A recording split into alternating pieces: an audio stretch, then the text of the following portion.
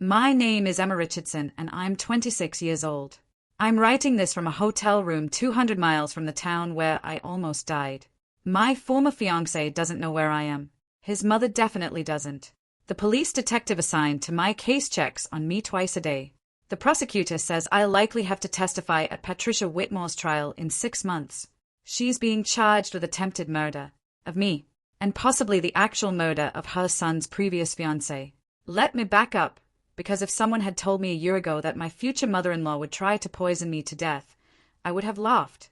Patricia Whitmore was the kindest, most generous woman I'd ever met. She welcomed me into the family with open arms. She called me sweetheart and daughter. She threw me a surprise birthday party. She taught me her grandmother's cookie recipe. She was everything I'd always wanted in a mother. My own mother died when I was 16.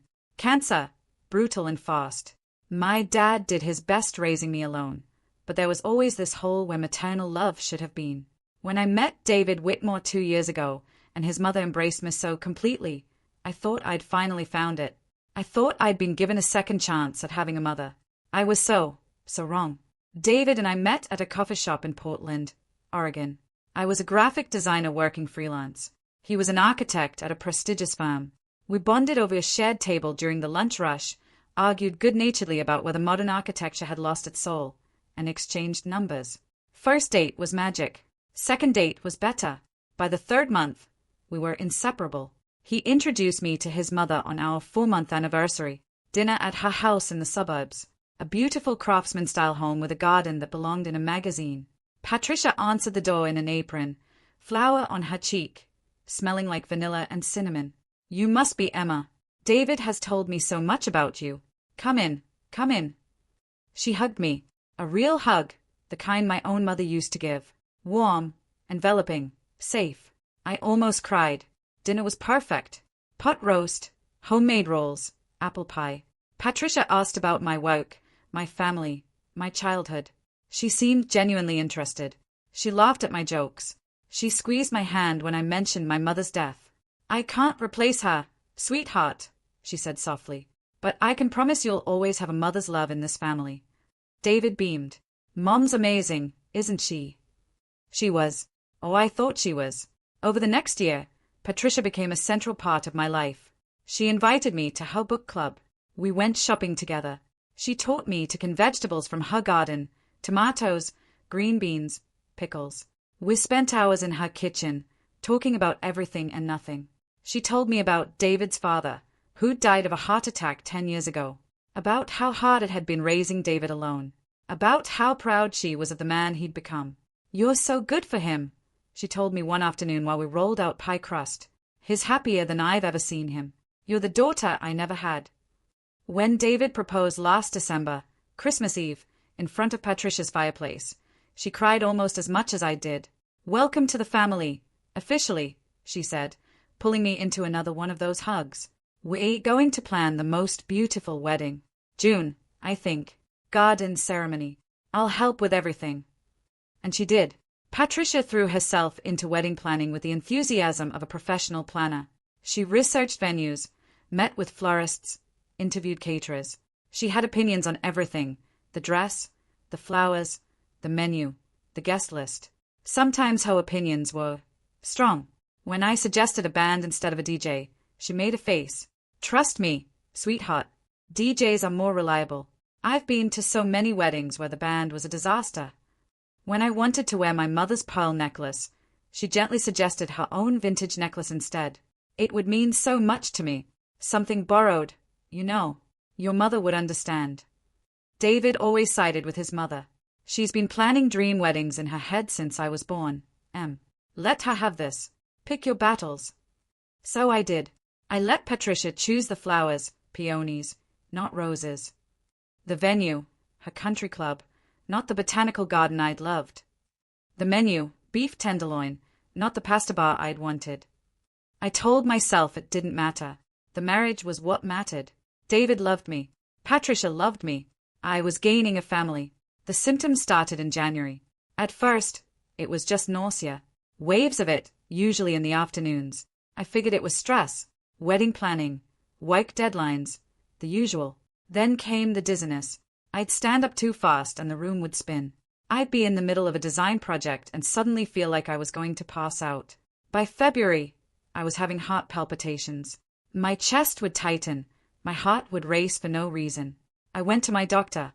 Anxiety, probably, Dr. Harrison said. Wedding planning is stressful. Are you sleeping enough? I wasn't.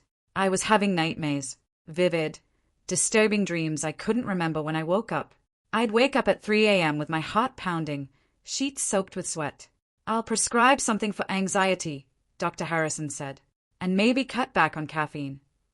The medication didn't help. By March, I'd lost 15 pounds. My hair was falling out. I couldn't concentrate. I'd forget things, appointments, conversations, where I'd put my keys. David was worried. Maybe you should take a break from work. Focus on getting better. Patricia was even more concerned. Poor darling. You're working yourself to death. Why don't you let me help more? I can bring you meals. Make sure you're eating properly. She started bringing food to our apartment. Homemade soup, casseroles, her famous chicken pot pie, and tea. Always tea. My grandmother's special blend, she said, handing me a thermos. Chamomile, ginger, a few secret herbs. It'll settle your stomach and help you sleep. Drink it twice a day, warm. I did. It tasted slightly bitter, but I figured that was the herbs. And honestly, I did feel calmer after drinking it. Sleepier. I'd drink the tea and feel a wave of exhaustion, and I'd nap for hours. That's good, Patricia said. Your body needs rest. In April, I was hospitalized for the first time. I collapsed at work. Just stood up from my desk and my legs gave out. I couldn't breathe.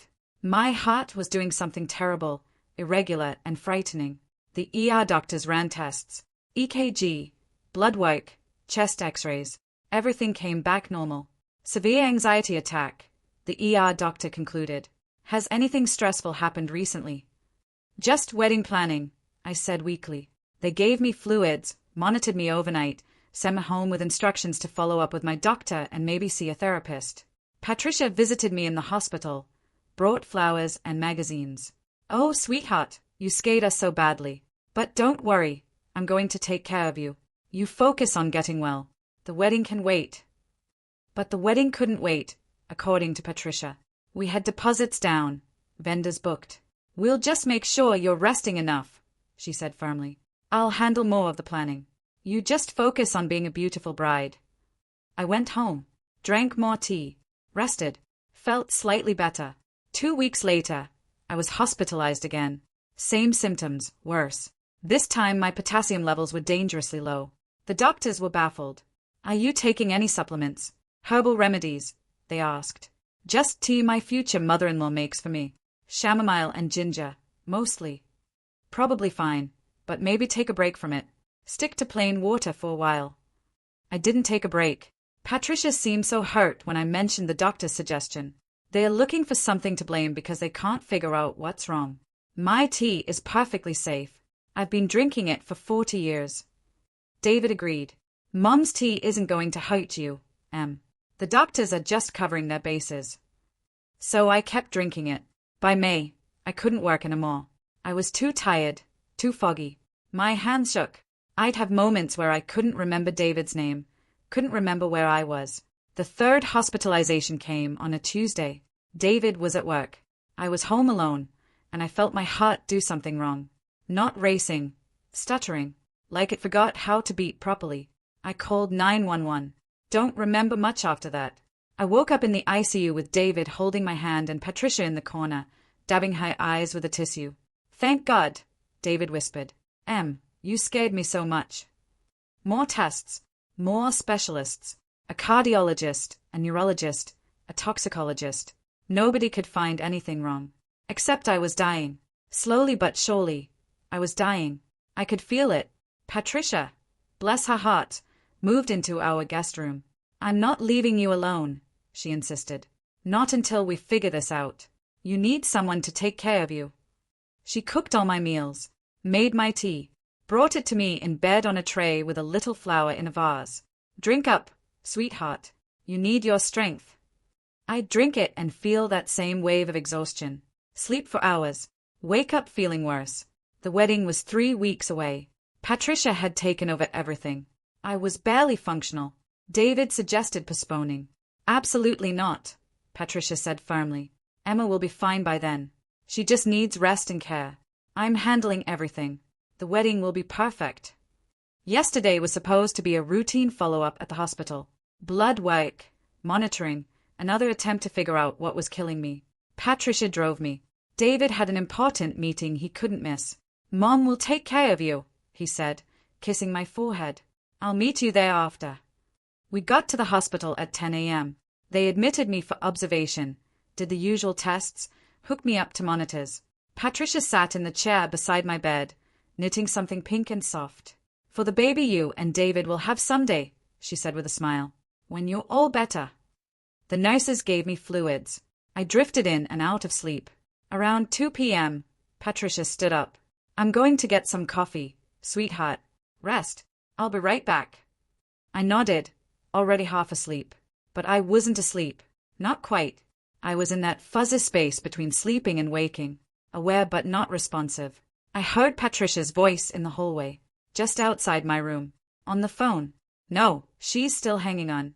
I know. I thought it would work faster too. Another few weeks and she'll be too sick for the wedding. Then David will see she's not strong enough for this family. The antifreeze is working perfectly. Small doses, undetectable. I've been so careful with the tea. Just like with Rachel.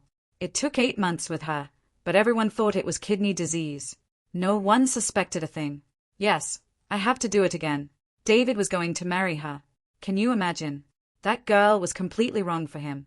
Emma's better, but still not right. Too independent. Too modern. She'll take him away from me. I won't lose my son to another woman. Not again. My blood turned to ice. The tea. The tea Patricia had been bringing me twice a day for 6 months. Antifreeze. She was poisoning me, and she'd done it before. To someone named Rachel. I heard her footsteps coming back. Forced my breathing to stay steady. Kept my eyes closed. She walked back into the room. I felt her looking at me. Sweet girl, she murmured. If only you'd been right for him. But a mother knows best. She set something on the bedside table. I smelled it. Her tea. I'll just leave this here for when you wake up. Drink it all. There's a good girl. She settled back into her chair. Picked up her knitting. I lay there, mind racing. Antifreeze. She'd been poisoning me with antifreeze in her tea. For 6 months. And someone named Rachel. Another fiancé. Had David been engaged before me? I'd never heard about a Rachel. My mind was clearer than it had been in months. Probably because I hadn't had the tea yet today. The fog was lifting. I needed to do something. But what? If I confronted her, she might hurt me right here. If I called for help, she'd deny it. I had no proof. Just a phone conversation I'd overheard while pretending to sleep. I needed evidence. And I needed to be smart about it. I waited 20 minutes, then stirred. Opened my eyes. Patricia. I'm here, sweetheart. How are you feeling? Tired. Thirsty. I made you some tea. Right here on the table. Still warm. Drink up. She handed me the cup. I looked at it. Pale amber liquid. Innocent looking. Deadly. Thank you, I whispered. You're so good to me. That's what mothers do, darling. I lifted the cup to my lips. Pretended to drink. Let some liquid touch my lips. Tilted my head back like I was swallowing. All of it, Patricia said gently. You need the full dose. She stopped. Corrected herself. The full cup. For the herbs to work properly. I pretended to drink more. It's so bitter today. That's the medicine working. Drink it all down. I kept the cup at my lips, tipped my head back, but poured it slightly to the side, letting it run down my chin, soaking into the hospital gown. Made small swallowing sounds. Good girl, Patricia said. When the cup was empty, I handed it back to her. She smiled. Set it on the table. Now rest. You'll feel sleepy soon. That's normal. I closed my eyes, focused on breathing steadily, pretended to drift off, but my mind was racing. I needed my phone. It was in my purse. My purse was on the chair across the room. Patricia was knitting between me and it. Think, Emma. Think. After about 30 minutes, Patricia's knitting needles stopped clicking. I heard her stand, heard her gathering her things. I need to make a call, she muttered. I'll be right outside. She left the room. The second the door closed, I sat up, grabbed my phone from my purse. Hands shaking, I opened the voice memo app, started recording. Then I Googled antifreeze poisoning symptoms. Everything matched. Nausea, dizziness, confusion, heart problems, low potassium. If untreated, kidney failure and death. I'd been exhibiting symptoms for 6 months. The timelines matched perfectly with when Patricia started bringing me tea. I Googled Rachel Whitmore, Portland. Found an obituary from 4 years ago. Rachel Stevens, 28, died unexpectedly. Survived by her fiancé David Whitmore and his mother Patricia. Cause of death, acute kidney failure. Fiancé, David had been engaged before, to a woman who died of kidney failure. The same symptoms I was having. I heard Patricia's voice in the hallway, coming back. I quickly texted David. Emergency. Come to hospital now. Don't tell your mother. Come alone. It's life or death. Then I texted my dad. Dad, I need help. Call Detective Morrison at Portland PD. Tell him I'm being poisoned by Patricia Whitmore. I have evidence. Send them to Providence Hospital room 347. Please hurry. Detective Morrison was my dad's college roommate. A Portland police detective for 30 years. I deleted the text from my recent messages, closed my phone, shoved it under my blanket. Patricia walked back in. Still sleeping. I kept my eyes closed, breathing steady. She sat down, picked up her knitting, started humming. 40 minutes later, David burst through the door. Emma, what's wrong? Your text said. I opened my eyes. David, I need you to listen to me. Don't react. Just listen. What's going on? Patricia stood up. David, sweetheart, what are you doing here? I told you I'd call when. Sit down, Patricia, I said. My voice was stronger than it had been in months. We need to talk. David looked between us, confused. What's happening? Your mother has been poisoning me, with antifreeze, in her tea, for 6 months. Silence. Then David laughed. Nervous, disbelieving.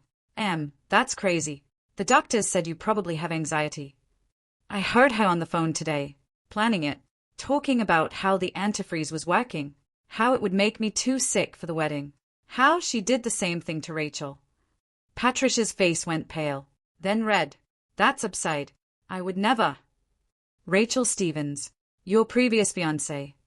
I looked at David, the one who died 4 years ago of kidney failure, the one you've never mentioned to me. Did she get sick slowly too, David? Did your mother take care of her? Make her specialty? David's expression changed, from confusion to something else. Realization. Horror. Mom, Rachel did get sick. You brought her tea every day. You said it was to help her feel better. She had kidney disease, Patricia said quickly. Hereditary. It wasn't. The obituary says, died unexpectedly. Not from a hereditary disease. Unexpectedly. I pulled out my phone, showed him the obituary, and my symptoms match antifreeze poisoning perfectly. I Googled it, and I have a recording. I played the voice memo, the conversation I'd overheard. Patricia's voice, clear and damning. The antifreeze is working perfectly. Small doses, undetectable. I've been so careful with the tea. Just like with Rachel. The color drained from David's face. That's not. Mom, tell me this isn't real. Patricia stood up. Her face had changed. The sweet grandmother smile was gone. In its place was something cold. Calculating. She's not right for you, David. Just like Rachel wasn't right for you. They want to take you away from me. Change you. Make you forget your family. Mom, did you kill Rachel? I protected you. Rachel would have moved you across the country. She had job offers in Boston, New York. She would have taken you away. And this one, she gestured at me with disgust. She's too independent. Too career-focused. She'll never put you first. She'll never understand that a mother's bond with her son is sacred. You're insane, I whispered. I am a mother protecting her child. The door opened. My dad walked in, followed by Detective Morrison and 2 uniformed officers. Emma. Dad rushed to my bedside. What's happening? Detective Morrison looked at Patricia. Mrs. Whitmore, I need you to come with us. We have some questions. This is ridiculous. I haven't done anything wrong. We have a recording of you admitting to poisoning Emma Richardson, and we'll be exhuming Rachel Stevens' body for testing. If antifreeze is found in her system, you'll be charged with murder. Patricia's face twisted. She's lying.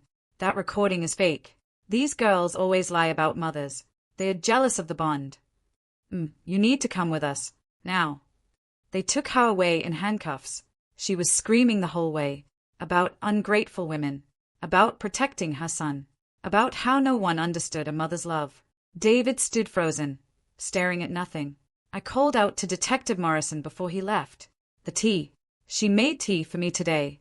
It's in a thermos in her bag. Can you test it? We will. The hospital ran emergency tests on me. Started chelation therapy to remove heavy metals from my system.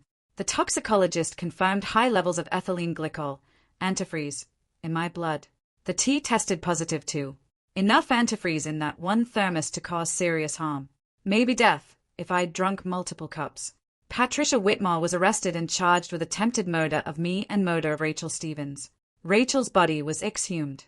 Antifreeze was found in her liver tissue. She'd been poisoned the same way. The trial is in 6 months. I'll have to testify. Face Patricia in court. Describe how the woman who called me daughter slowly tried to kill me. David and I ended things. How could we not? His mother tried to murder me, and he'd been so blind to it, so willing to side with her over me on everything. I didn't know, he kept saying. I swear I didn't know. I believe him, but it doesn't matter. I can't marry into that family. Can't tie my life to a man whose mother is a murderer, who loved his mother so much he couldn't see what she was doing. I'm living with my dad now, getting healthier every day. My hair is growing back. I've gained back the weight I lost. The nightmares are fading. But I dream about that hospital room sometimes. About the cup of tea. About Patricia's face when she said, "Drink it all down."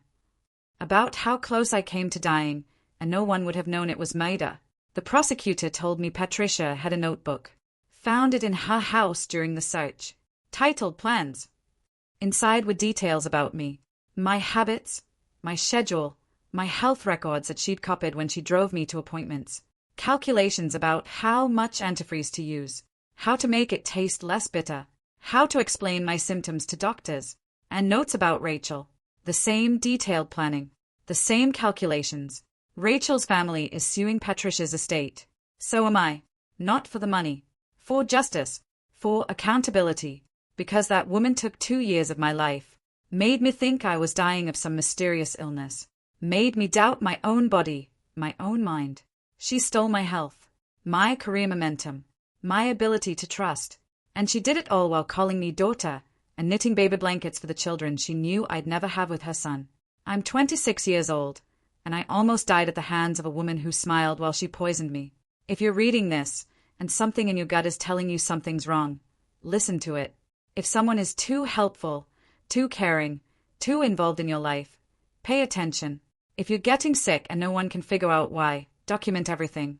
Who has access to your food, your drinks? Who's around when symptoms appear? Trust your instincts. They might save your life. Mine almost didn't. I was so desperate for a mother's love that I let Patricia Whitmore into every part of my life. I ignored the small red flags, her need to control everything, her subtle criticisms, her constant presence. I confused control for care, possessiveness for love, and I almost died because of it. My name is Emma Richardson. I'm 26 years old. I survived. Rachel Stevens didn't. But she'll get justice now. Because I heard Patricia's voice in that hallway. Because I pretended to drink poison. Because I was smart enough to gather evidence. And because I finally understood that not all evil comes with a villain's face. Sometimes it comes with a grandmother smile and a cup of tea. If this story resonated with you, if you've ever felt something was wrong but couldn't name it, please leave a comment. And if someone in your life makes you feel unsafe, even if you can't explain why, get away. Ask for help. Document everything. Your life might depend on it. Mine did. I'll see you next time.